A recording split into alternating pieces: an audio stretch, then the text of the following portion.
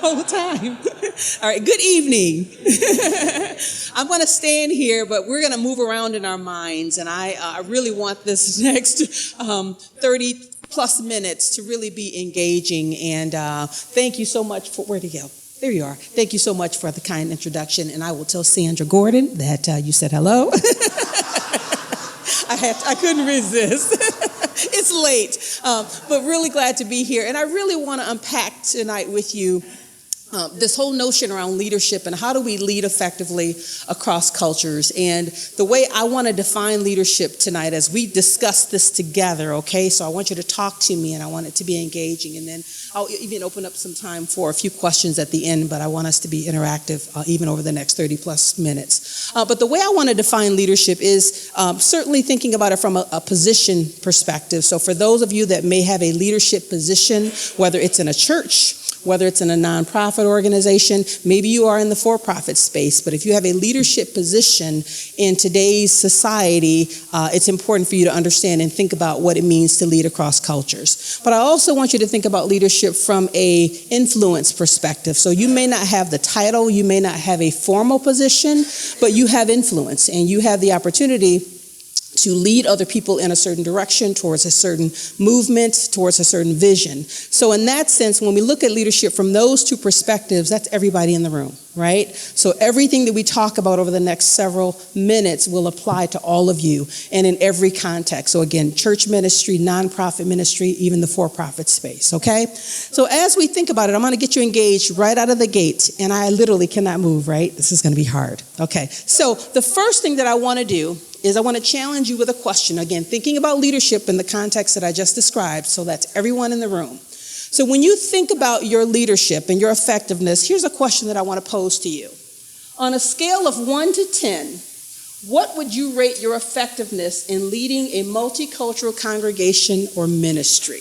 Okay? Now, when I say ministry, I'm opening that up. So it may be a nonprofit organization, but I see us as ministers even in the for-profit space, right? So when you think about your effectiveness, and the way I define effectiveness is how are you actually demonstrating your efforts and showing results? So if you were to think about that, and you think about it on a scale of 1 to 10, 10 being outstanding, 1 being very poor, and maybe you can even think about this in terms of if the first organization that came to your mind was your church, maybe you're not the pastor, maybe you're not the person that has the leadership position, but even if you want to think about it in that context, when you look at your church and where it is on this journey to become a more multicultural ministry, how would you rate it? So 1 being very poor, 10 being excellent. Think about that for a minute. And effectiveness, again, I'm defining that as, I can walk, okay. So effectiveness, I'm defining that as how are you demonstrating efforts and how are you demonstrating results, okay? So anyone in the room would give themselves or their ministry or their organization a 10. Anyone would give their ministry or organization a 1? 5. Higher than 5. Okay? And how many would go less than 5? Okay, so everyone didn't raise their hand. I'm going to ask that again. Okay. How many of you would rate your ministry, your effectiveness in leading across cultures a 5 or higher? Okay. And how many would be under 5? So a few of you. Okay. Anybody, any 8 or 9s in the room?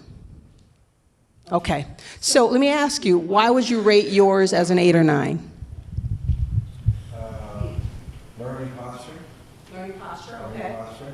Intentionality to build across pollination from various cultures. Okay. Dissatisfaction with today, with an intent to learn more. Okay. So for those reasons, you would give in your ministry or organization a high rating. Okay. For those who rated it 5 and under, maybe one person. For those of you that rated your ministry 5 or under, one person that would tell me why you rated it as a 5 or below. There were lots of hands. Yeah. I'd say that I'm in a space where I'm still learning. Okay. Mm-hmm. To that extent, I'm not sure I'm actually reading it. Okay, sure. Okay. Church, were you thinking church ministry, a nonprofit? What kind of organization? A nonprofit. Okay, great. So I want you to think about that as we go through this next 30 minutes, because we're going to talk about some ideas and strategies for how we move the needle. But before we get into that, I want to ask another question, and that is, when we talk about leadership and leading across cultures, why do you think this conversation is important for such a time as this?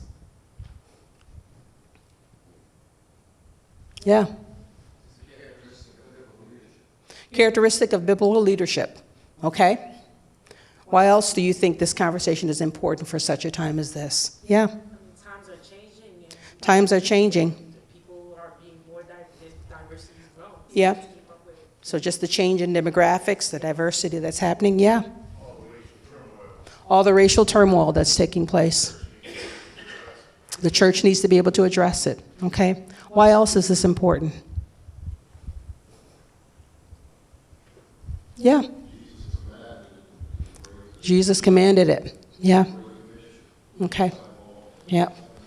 So we have been charged, and we have a responsibility. At the same time, there's all kinds of shifts that are taking place in our society, both domestically and globally, that we cannot sit still and pretend that they're not happening.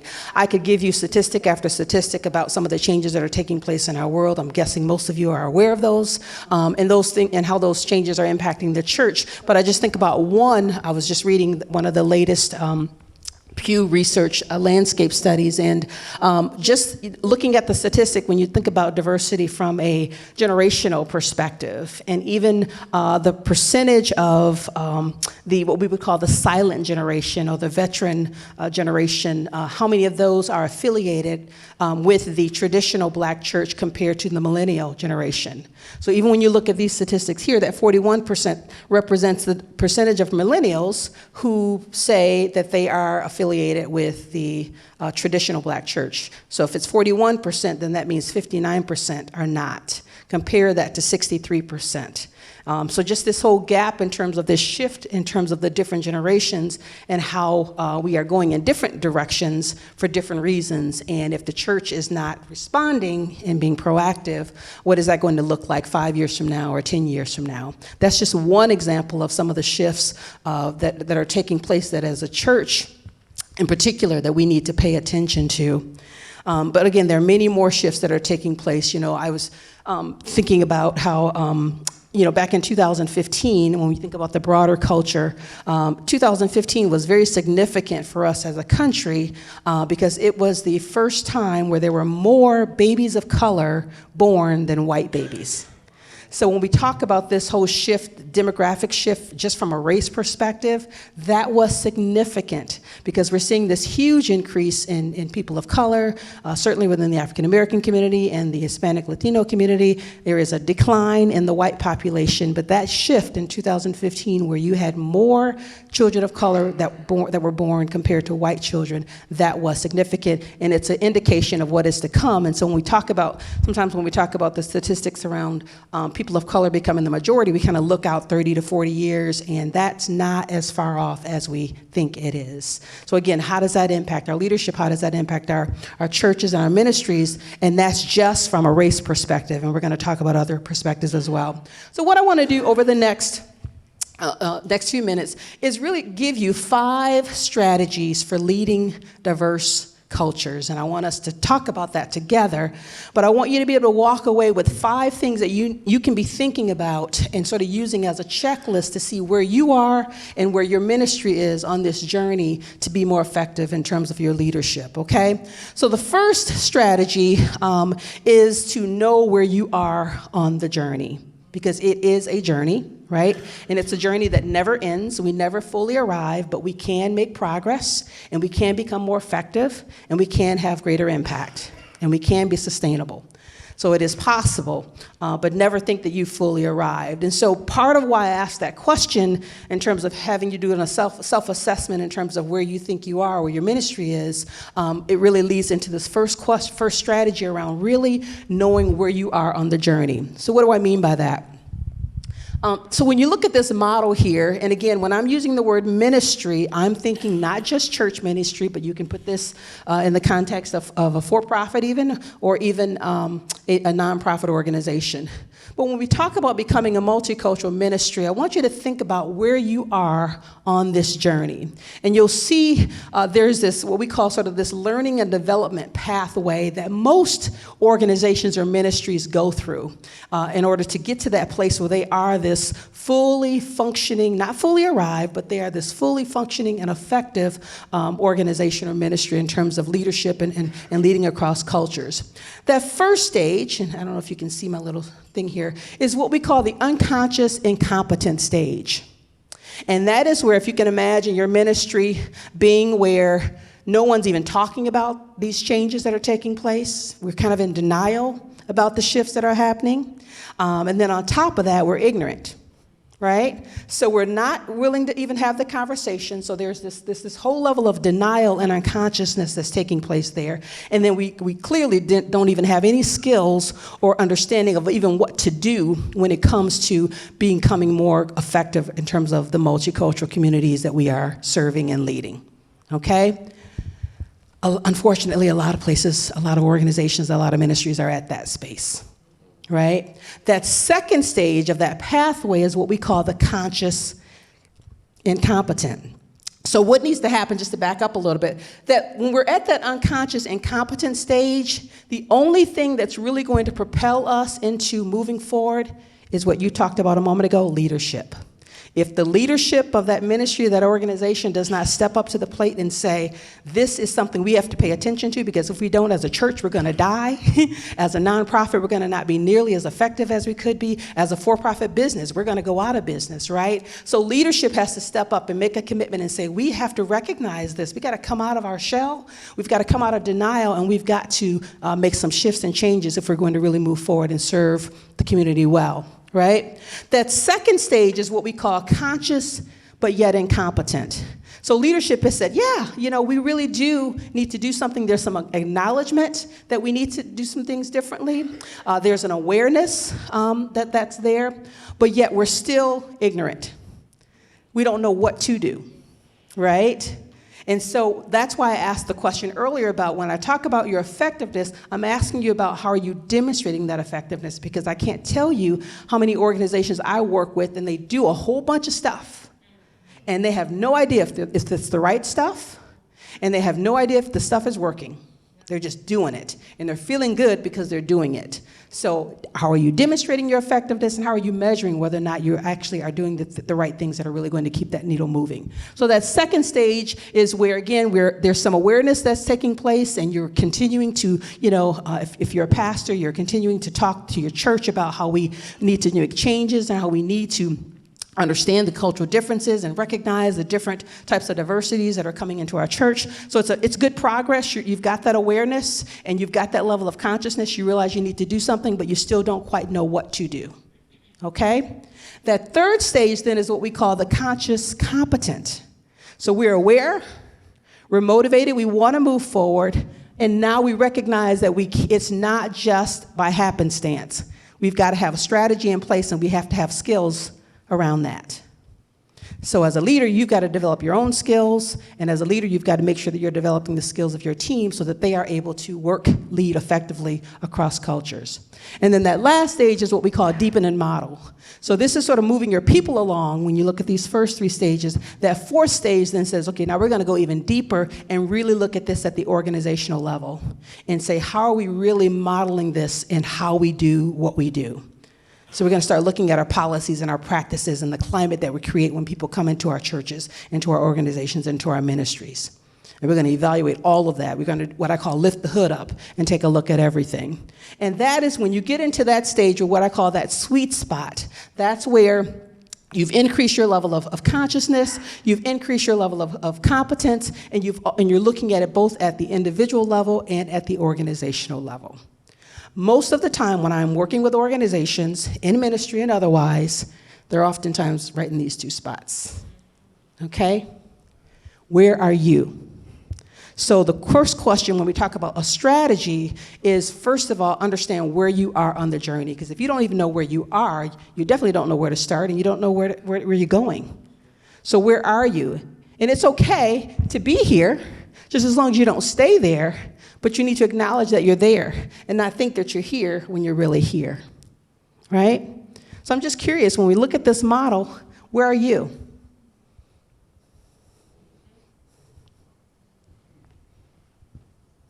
Where's your ministry?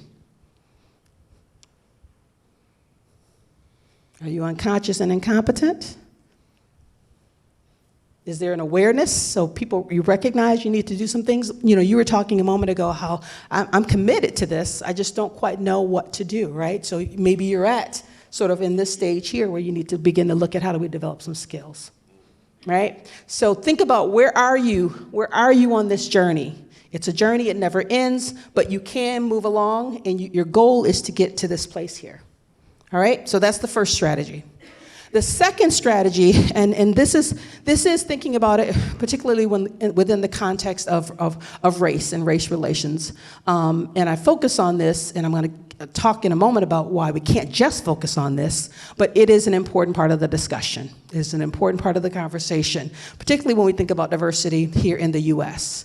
You know, I do a lot of work with organizations all over the world, and each place has they have different issues. So race is a big issue here in some parts of the world. It's not that it's not an issue, but it's not as big of an issue in other parts of the world. I was at a conference a couple of weeks ago, and I was talking to one of my colleagues who's from the UK, and we were just talking about the recent wedding with Meghan Markle and, you know, the royal family, and how here, you know, I was right in there with everybody else, but everybody was so excited about how she brought her blackness to that experience, right? And how, you know, she was very bold, and her mom, you know, brought her natural self, and how many African Americans that were watching that, we were looking at that like that was a big deal for her to see her demonstrate her identity in that way. And it was interesting talking to this young woman who is a Brit, but she's Indian, and she was saying over in the UK, that was not the conversation at all. They looked at it more so from the fact that she was an American, but not an African American. That was not a big deal to them, right? So it was just really fascinating having that discussion. So every place, when we think about diversity around the world, we all have different touch points, and we're all sort of at different places on the journey in terms of certain topics. But we know that the reality is that here in the United States, race is a big deal, right? And so part of how we move along is thinking about this strategy too, and that is we have to, when we talk about creating, and in particular when we look at the ministry, but this also has an impact in even in the corporate environment. But if we're going to move forward and lead effectively across cultures, we have to honor the truth and reconcile the tension, okay? So what do I mean by honor the truth? Particularly within the context of a Christian organization ministry. I Googled earlier before I came, I just Googled Jesus Christ. And this is what came up. And this is just a sampling. I mean, I kind of scrolled for pages and pages and pages. But that's who Google says Jesus Christ is, right? And Google thinks that's who Jesus Christ is because why? Because that's what the world, right, has said that's who Jesus Christ is. And I love if you've not gotten the book yet, but my dear brother and friend Scott Welch just came out with a fantastic book called Plantation Jesus. Have any of you seen that or heard of it? Great book called Plantation Jesus. It's a great, great book that can create some very positive and I think very healthy dialogue just around race relations, specifically in the church. But one of the things that he says in the book is this: let's be clear. Jesus was a man of color. He was not European.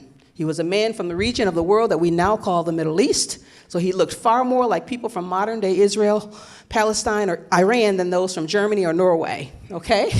If we were looking to bring historical accuracy to our nativity stages and tabulas, we would have a dark-skinned woman holding a brown-skinned baby, okay? So when we talk about leading across cultures, and when we talk about coming together across races in particular, we have to, part of why we cannot do that effectively is because we've not honored the truth, right? And so honoring the truth, part of that process includes having those courageous conversations about what the truth is.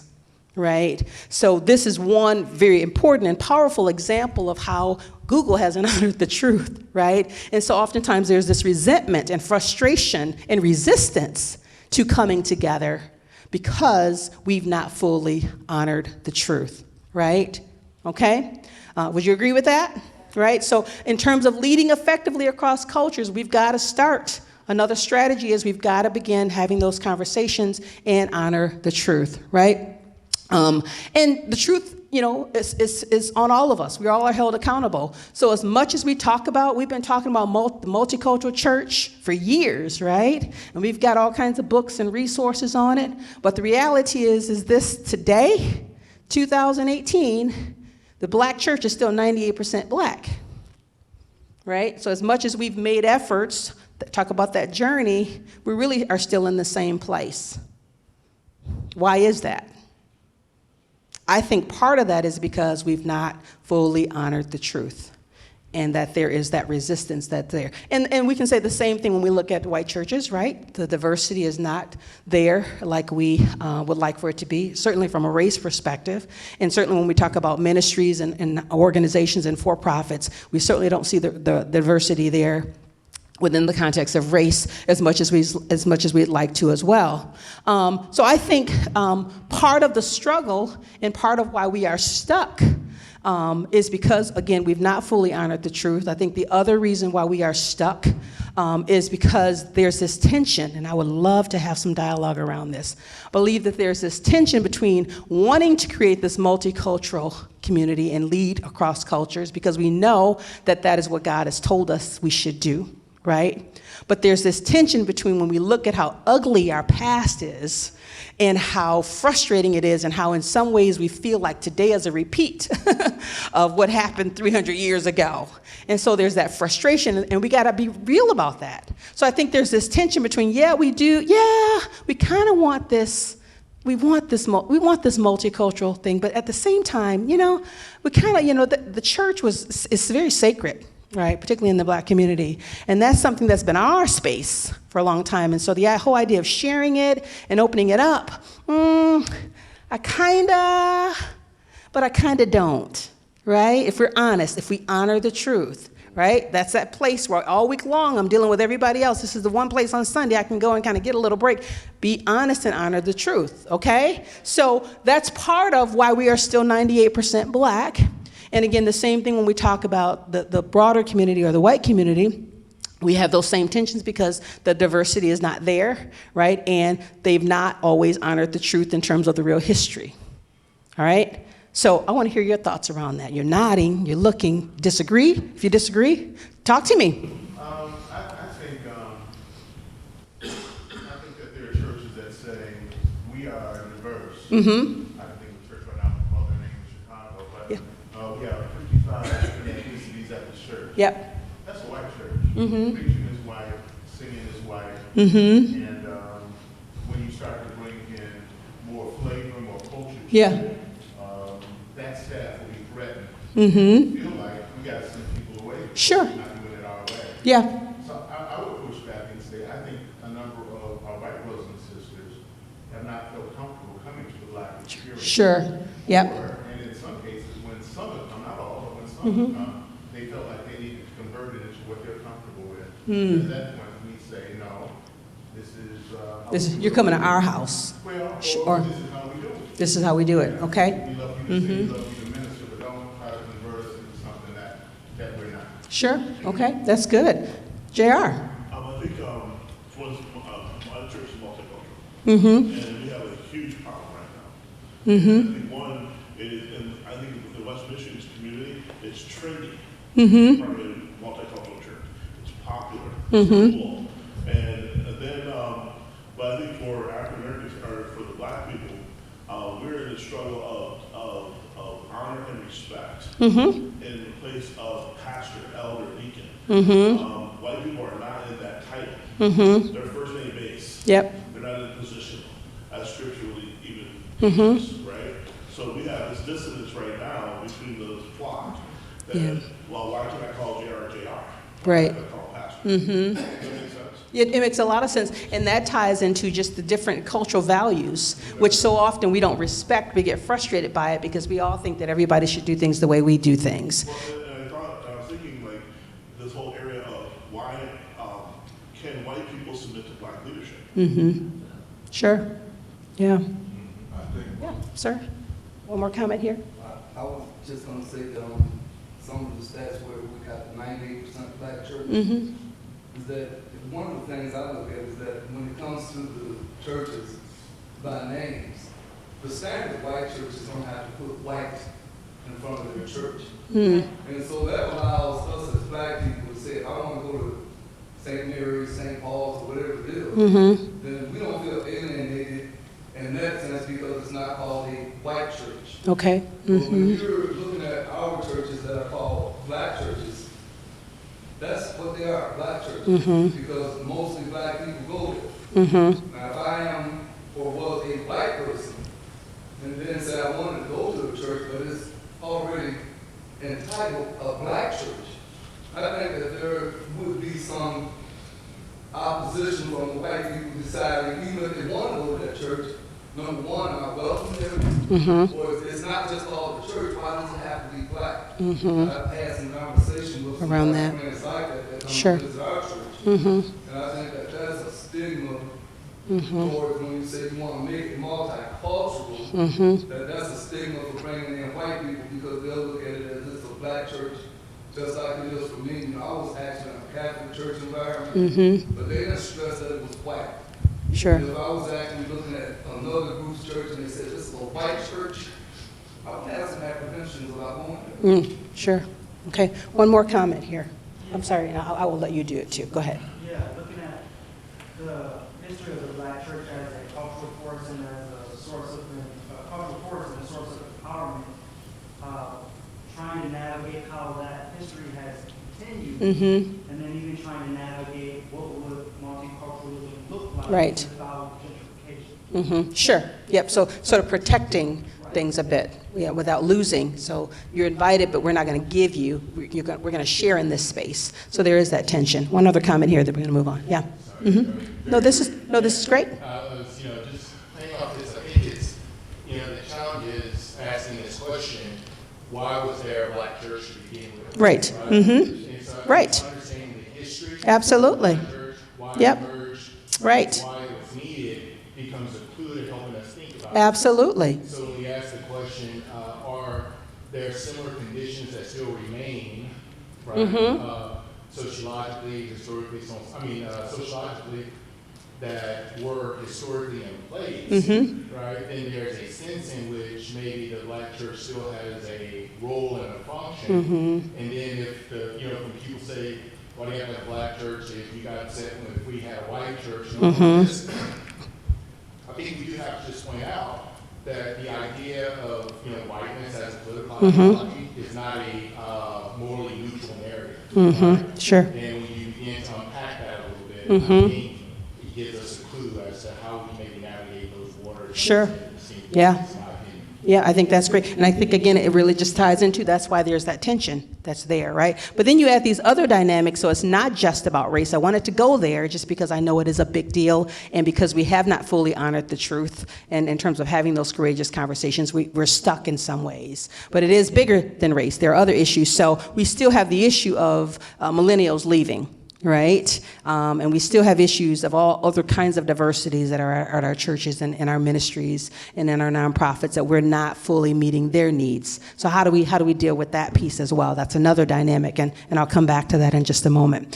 Third strategy is diversifying the leadership. So one of the best ways to demonstrate effectiveness is to have key people in leadership roles. So when we talk about it, again, if we think about it from the perspective of the church and trying to create a multicultural church, it's more than just having diverse songs, right? Or having, but who is part of leadership? And that goes both ways, whether it's a black church that's trying to become more multicultural or a predominantly white church that's trying to become much more multicultural.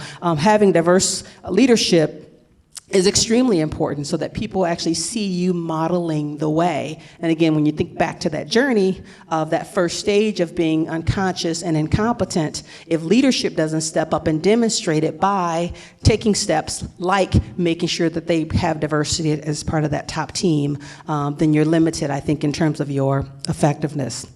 And again, it's not just about race. So how do we think about this within the context of the multicultural church and the different generations? We think about it in terms of people coming into our organizations from different socioeconomic statuses. We think about gender diversity, right? And that can get scary when we start talking about even what we mean by diversity, right? And what we're willing to talk about and what we're not willing to talk about. So even when we think about it beyond race, what are some of the challenges that you're seeing in terms of some of those other diversities? Is it the socioeconomic issue that you're seeing in your churches? Is it the generational differences that you're seeing? Is it the gender thing that you're seeing? What are you seeing in your churches where you're seeing this as a barrier to you becoming more effective in terms of leading across cultures? That's a question. Yeah. Well, for me, what we're facing today is identical to what the first church faced. Mm-hmm. The church at Jerusalem, church at Antioch. Mm-hmm. The leadership completely different. Mm-hmm. The church at Antioch was diverse by design, Mm-hmm. et cetera, et cetera, et cetera. The same issues that we face today that you just named, the early church faced. So Mm-hmm. it's like, we don't need rocket science. Right. What did they do? Mm-hmm. What contributed to that? Right. And if we can have you scholars, what they Right. But we're trying to put them in practical terms. So there's a lot of research behind all of these things, but I'm putting it in layman's terms so we understand at the end of the day, it's the things that I'm listing here, right? So there is research behind that, but just trying to put this in layman terms. But I think you're right, we have a model, but why are we not following it? Why are we stuck? Fourth strategy, review traditions, practices, and policies. So when we talk about, I want to be this multicultural leader and I want to be this multicultural church, well, again, how are you demonstrating it? And part of how you can assess that is to say, let's look at how we do things here. Let's look at the policies and practices that we have in place and ask one simple question. Is this policy, is this tradition, are these practices a barrier or benefit to our commitment to create a more diverse and inclusive environment for everybody who walks in the door? Is it a barrier or a benefit?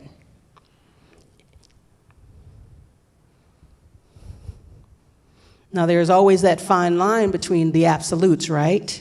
And there are absolutes that are not to be compromised, but oftentimes there are a whole lot of things around that are just simply tradition and just simply man-made policies and practices that we've put in place, and we do it because that's how we've always done it, and we like it, and we don't want to change, and you're not going to change it coming in here. JR? We brought back hymn books. Mm-hmm.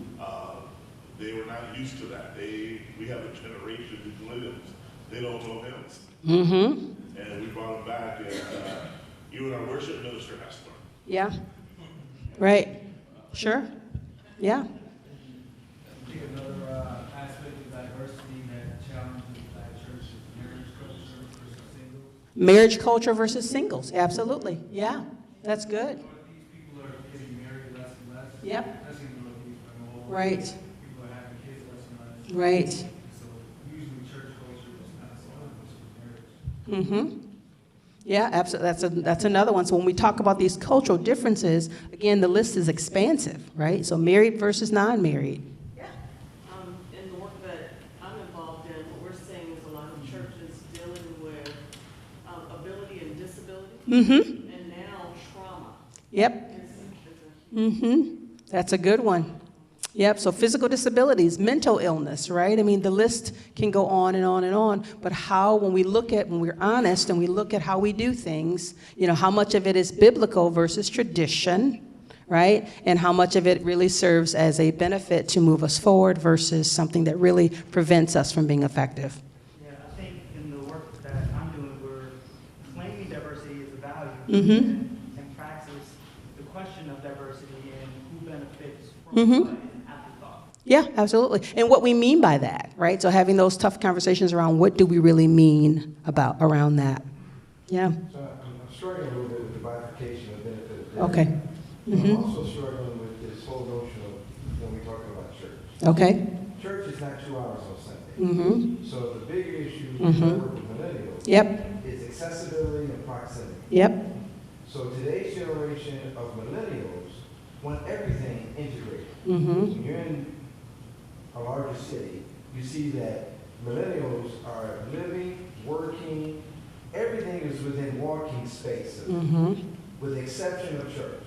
Right. And so church gives the illusion because no one's in proximity of how you live in the other 7 days, Mm. 6 days. And so for millennials, they want to know how do they cross a bridge of 2 hours on Sunday into the everyday reality of Monday through Saturday. Mm-hmm. And so that's where some of the dissonance comes Yeah, in. sure. And Yeah.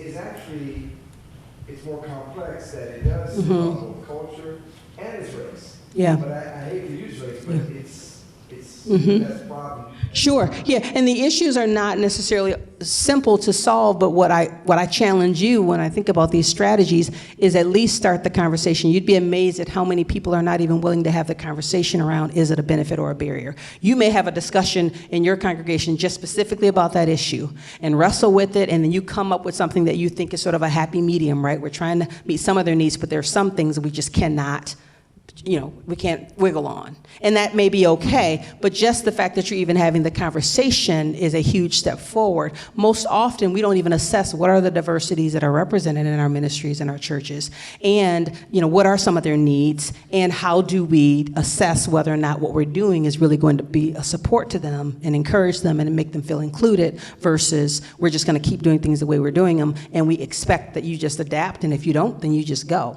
Right? So it's that willingness to have the conversation and to say, how are we doing things? Is there a way to do things differently to better meet the needs without compromising the absolutes? Right? So just having that conversation. Yeah. Just given the nature of residential racial segregation in our country, Mm-hmm. how realistic is it to even attempt to sort of, I would say, force a diversity when realistically the folks that say in a 10, 20-minute drive with you Mm-hmm. all look like you or don't look like you at all, Mm-hmm. right? So the diversity for the sake of saying that we have diversity of people look like Yeah. the kingdom. Well, realistically, the section of the kingdom in which you live looks like it looks. Mm-hmm. So you're trying to stretch Mm-hmm. needs that are unnatural. Mm. You might strain something. Sure. Did you all hear that question? So how realistic? I'm interested to hear other thoughts. I have a few, but I want to hear if anybody has a response to that. So the question was, how realistic is it to expect, and were you thinking millennials in particular or just any other cultural group? How realistic is it to expect us to push this diversity agenda when the realities of the people that are not in our communities to get to the church may not be as easy as we think? And then when you look at the broader world and what's happening, those tensions there. So is it realistic to even make the effort? On the part about millennials, Mm-hmm. and I've talked to young people and stuff, even my own children, but what I see with them is that a lot of millennials, the ones that believe in God, Mm-hmm. now it's like, they might have been raised in our Yeah. traditional Christian, but the young little people today seem to look for church that they can do it through some form of internet Yeah. or social media or whatever, and then feel like that's good enough. Sure. And that part about fail to not assemble yourself. I mean, like I say, even some of my own children will tell me, I'm listening to this and that and that. And I don't need to physically go there. Right. Sure.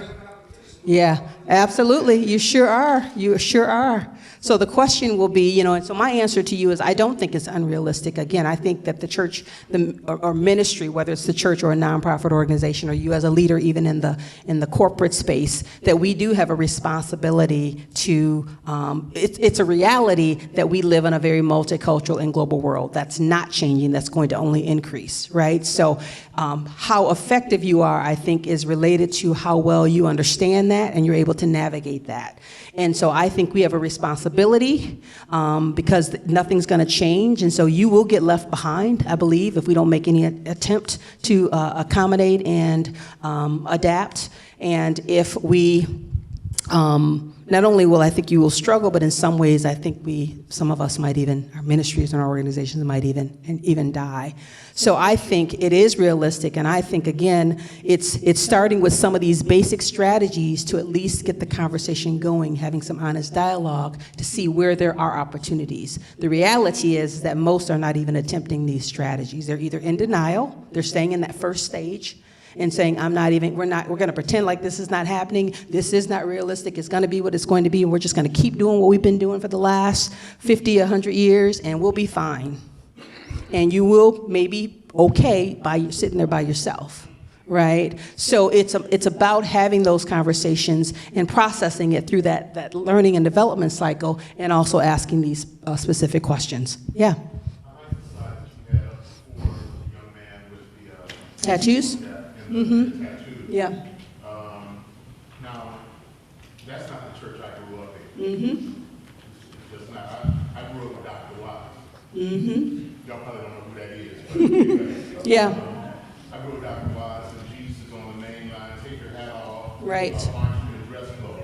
Yeah. Sunday clothes. Mm-hmm. But thank God there were people around me who said, come to Jesus just the way you are. Right. And that got a Right.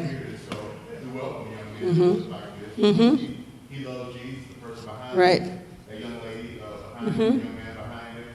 Love Jesus. And Right. come on. We Yeah. brothers in the faith. And I need to share Right. the service as Right. opposed to Right. just saying you got to do it my way Right. or stay away. And that's tradition, right? So I had that exact same conversation with someone who was just talking about, not this gentleman here, but just the whole idea of how tattoos are just disgusting and how that is just not Christ-like at all. And I pushed back and I said, okay, what is it that's not Christ-like? Where is it a sin? Help me understand. And we had some productive dialogue around that. But again, where does that come from? That comes from tradition. So again, having those honest conversations to say, what does that really mean? And most are not having them. Okay, you had your hand up, and then we're going to move to the last one. Go ahead. I'm kind of spoiled with the organization that I work for Mm-hmm. and the church that I go to, because the church was actually spawned off of the organization, which is a nonprofit youth ministry. Mm-hmm. And in order for the conversation to come up, we learned all week that the most important thing is building a relationship Mm-hmm. or building a partnership. Mm-hmm. Because my pastor has taken the whole church to a different cultural church, whether it be, what we want to say, ethnicity, because we're looking at race. And within our church, it was founded through ethnicity, because the people that come, or the youths and the people that came from the beginning, are of different type of nationalities. We got Haitians, we got Guyanese, but my pastor also has relationships with different Right. churches of different cultures, and he exposes us Yes, to them. right, And we right. also have an open door policy Right. because of the relationships that we built. Right. And we kind of get spoiled with having some youth because we work the youth ministry, and our whole purpose out of our outreach and saving lives is introducing Christ to them. Right. Now, once we do that, now is what do we do with that? Yeah. So now we have a place where we can house them or point them to another direction of one of our partners, Right. whether it be another quote-unquote black church or a church that's in their area. We encourage them Right. to go find a church. If you can't find a church, we have church here. But it's all about that relationship. That relationship. That's excellent. Yeah. Right. And you've built those authentic connections there. That's good. Excellent. Last strategy, develop yourself. All right? So we're all good at praying, and we should be. That should be the first thing we should do in terms of seeking God for guidance on how to lead effectively. But when you get up off your knees, go get some skills, right? Because if you're going to lead effectively across cultures, you need to have the cultural intelligence to do so. And it is more than just the motivation. It's more than just saying, I want to, I'm interested, I love everybody, I enjoy, interacting with people who are different from me. That's a great first step, but it is a set of skills that you need as a leader if you're going to lead effectively across cultures. So doing an honest assessment to say, where are my weak spots? Where are my blind spots, right? And how do I have God show me what those blind spots are, but then I get up and I actually go and develop myself so that I move on that continuum that I showed in terms of thinking about it from your organization as an individual. I move from the incompetent and unconscious, but I move to the competent and conscious, right? So 5 very specific and practical strategies that are all research-based, but very practical. Know where you are on the journey, right? We all are on a journey, but know where you are so you know where to go, okay? Tell the truth, honor the truth, and reconcile the tension.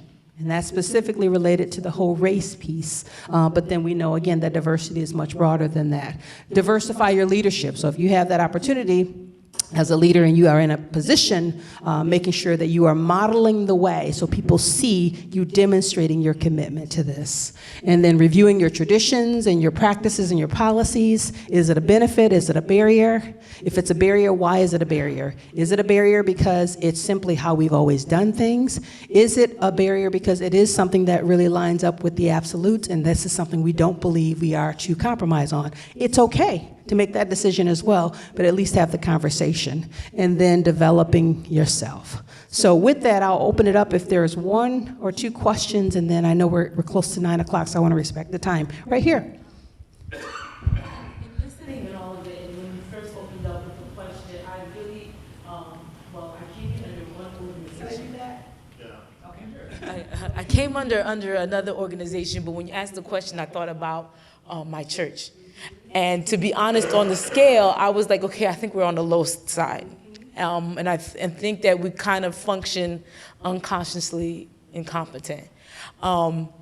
Because I think that, especially when it comes to church, as long as we're serving the Lord, when we're doing the Lord's things, it's okay and that's it. But one of the things the gentleman asked, the reality, is it really realistic for us to move in that way? I go to a Haitian church. Where we're situated at is predominantly Haitian. We have a flux of immigrants coming in. So now to move to multicultural also means that we got to move to the language of the land already. That's already a barrier for us because most of the people around the area that can get to us, because they don't have cars, most of them don't have cars, they take buses, most of them that can get to us speak Creole. So we're having the service in Creole. We're serving them in Creole.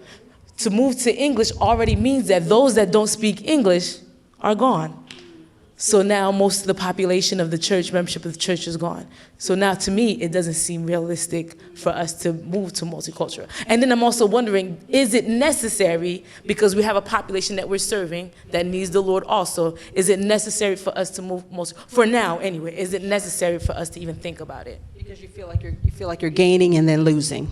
In some ways, yeah. I think it's important to at least have the conversation, right?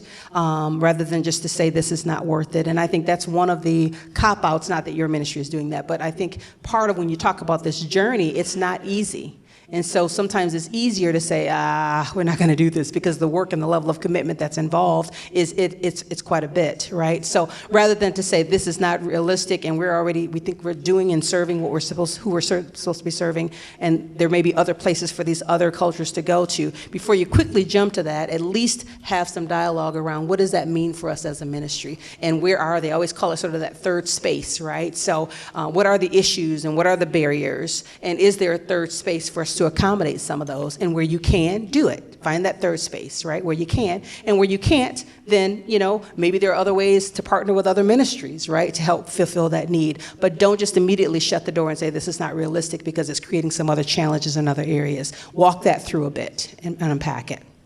Okay, here? I would say in the same line about the gentleman that asked about, do we need to do that? Mm-hmm. The white church, when the blacks moved in, moved out. Mm-hmm. The black church has now taken over that space. Mm-hmm. Do we move out because they've come back? Sure. The answer is no. Is no, correct. That's And correct. as far as what you mentioned there, what do we do for the physically challenged? Mm-hmm. Do we shut them down to our church because we Mm-hmm. don't have a handicap lab? Right, Do we shut down the deaf because we don't have an interpreter? right. What I was told was, find somebody that speaks Spanish so they can interpret for you when you're preaching. Mm-hmm. So you gotta move farther than what you. Exactly, right. Again, finding, exactly. And it's not easy, and it's work and it's time consuming, so it's easier to just say, this is too much. We've been fine up until this point. You know, we've got our community of Haitians, and we are good. This is too much work. You know, you may not be saying it, but subconsciously, that's really kind of what you're feeling and thinking. So it's much easier to just say, we're not going to do anything. And that's not the right thing to do. Yeah, here? Mm-hmm. I would think, realistically, it seems like the responsibility should, the majority culture should always try to accept those responsibilities. Mm-hmm. So, white folks in America, Americans versus Yeah. immigrants, Mm-hmm. to women. Mm-hmm. This is realistically, they Sure. more challenges. Yep. And Sure. So, just to embrace that responsibility. Right. So I think they've already started, it seems Right. by welcoming the immigrants. Mm-hmm. The majority culture is going to have it easier. Sure, right, that privilege. Absolutely. And another thing I love what you said about develop yourself, Mm-hmm. because there are challenges when you live in a neck of the woods. Mhm. It's one culture, but I feel like diversity is also a heart issue. Mm-hmm. And so, like, God will provide. Like God said, I know, Right. Boston's pretty liberal. Mm-hmm. Recently, God sent me some more conservative people to dialogue with. Mm-hmm. And so I feel like even when it seems like there's a challenge to be Mhm. diverse, as our heart opens up, God sends us. Right. Yeah, I appreciate your point too about, where does the responsibility lie in terms of the dominant culture? Mostly, not always, not all of it, but is there that responsibility? Because again, talk about that tension. Sometimes it's like, why do we have to give up something one more time? We've been giving up stuff forever, right? That's a real tension, right? But that's what I'm saying. We have to honor the truth. So we have to have that conversation as part of it if we're going to move things forward. And then everybody does have to take a responsibility to be a part of moving things forward. All right, we got several more hands, but I know time is winding, so we'll do two more. Who didn't get a chance to say anything? Go ahead. You know, listening to everything, that fifth one, develop yourself. Mm-hmm. Now, I found out that whites that came to my church, they came because I offered something to them. They saw something in me that they needed. And just to drive this point home, I had 2 or 3 white godsons. Mm-hmm. They asked me, would you be my father? Sure. Even prisoners. Mm-hmm. I was teaching 2 classes in Muskegon prison. And I told the second group, 2 classes, I said, I won't be coming back next year. Mm-hmm. And those white guys got up and said, you can't do that. Mm-hmm. They said, because you're the only dad we know. Mm-hmm. And so these white guys were adopting me Right. Sure. as their fathers. Mm-hmm. When one of the leaders of a Viking group died, we don't even know how he died, but the white pastor wouldn't do the funeral. He couldn't. Emotionally, he was too shook. So they came to me. They said, would you do the funeral Yeah. for us? I said, sure. So that relationship. They had 500 bikes. Wow. Wow. Down in a farmer's field. Mm-hmm. And here come close to 1,000 white bikers to this church. Sure. So that I could preach the gospel. Yeah. Mm-hmm. That's good. 500 bikers Mm-hmm. that came. But they saw something in me. So leadership Yeah. is important. Yeah. If leaders would develop themselves in a way Yeah. that, Yep. and I'm just saying from Yeah, that's a my great example. position, Yeah. it could be a white guy. Sure. Right. But develop yourself. Yeah. So that people see something in you Right. that they need. Yeah, that's right. That's right. So okay, one more. I like what you just said there. Okay, let me just play this simple. Will old people leave where they are and go to young churches? Right. We have no, my wife and I are 50 years old, we just turned 50. She don't want to admit it though. But we are the oldest in our church. Mm-hmm. We have no older seasoned Right. members of God Yeah. in our church to take a younger generation. Mm-hmm. You see, I mean, there's a generational gap here too. Mm-hmm. When you're dealing with when you say diversity, I'm thinking generation. Right, absolutely. So, I mean, we have no old people, so I'm Right. I mean, and then I want to bring out this too for those that are dealing with the younger generation. Jim Sandra from Calvary Church wrote a really good book.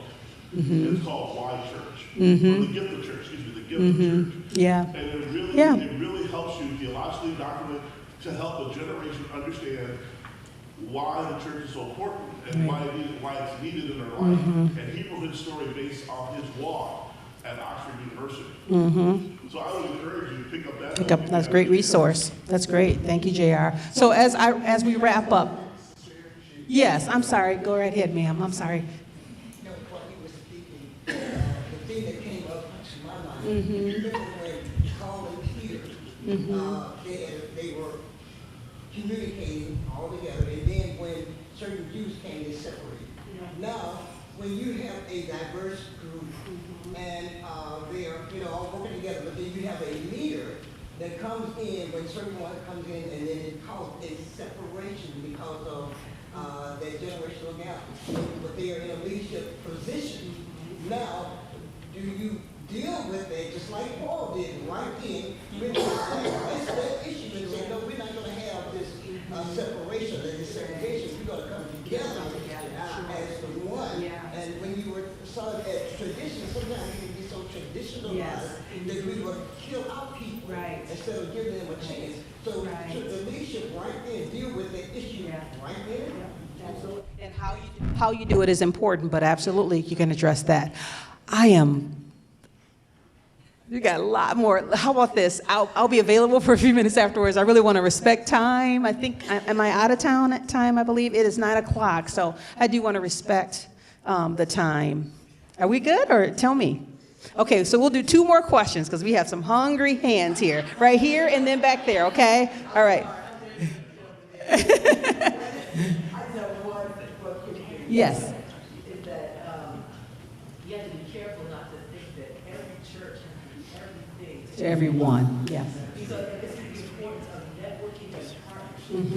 Because there are churches. Right. I mean, part of it is a question. Can the church actually be called to do the community? Right. Boston, we have Boston Chinese church. Right. We have Latino churches. We have, as well as African American churches. Right. And churches that are folks who are immigrants, whatever. We have these kind of churches. And so those churches have a particular call. But that doesn't take them off the hook. Right. Right. You make partnerships and networks Exactly. with people who are Yeah. different ethnicities, different, this diverse network. Right. And so I think that those missions are really. Absolutely. That's an excellent point. Every church is not everything. Right. That's exactly right. That's a fantastic point. But the other part of that is, like you said, don't make an excuse. Don't use it as an excuse to not be open, because that's what typically happens. So we say, well, we are good. We've been doing this for a long time and it's working for us. And we're not, because we don't want to change. So we get lazy, right? And we don't want to. So it's that fine line between understanding what your calling is and what your capacity is and what your resources are, and then being smart, finding that third space through partnerships or expanding in other ways. But don't just close the door just because you're saying we're good, right? Last question or comment here. Yes. Hi. He took up my time. Okay. No, you get some time. Go ahead. I was going to say, we have a diversified church, really. So it's real easy because of the community. But I thank God for our senior pastor. He has led us into that. Yeah. And we have First Nation people. Yeah. And he had to teach us how to receive Right. their worship. Yeah. He would be preaching or Yeah. singing a song, and the First Nation people don't say hallelujah, praise the Lord. And we had to teach them that's their culture. We accept it. So when our First Nation people don't say hallelujah when something blesses them, they say, woo, we Right. just go, It's okay, right? Yep. Then we have Haitians, we have Right. Africans, Yeah. we have Canadians. So really, to me, it is, I'm not trying to be theological, I'm very practical. It does come down from the leader. The leadership. It filters down. Yeah. And it's learning the culture. When we came here, I didn't understand Dutch culture. We were invited out according to our culture. If we enjoyed being with you and having dinner, you get up and help clear the table and go in and wash dishes. I didn't know I insulted them. And the mother pulled me over. She said, Alice, you're insulting all of us. I said, what? It was a good dinner. I want help. She said, oh, no. You sit down. I said, well, if you come to my house, get up and move. So it's all about being culturally intelligent. That's right. That's good. Thank you. So I do want to wrap it up. So again, takeaways. Again, practical things, but they're powerful things, and they're not necessarily easy things, but they're important. Know where you are in that process, right? Very quickly. Know where you are in that process. Be willing to have those tough conversations, and diversify your leadership. Starting there, think beyond race. Right? Review your traditions and your practices and policies. Is it a benefit or a barrier? And develop yourself. All right? Thank you. Praise God.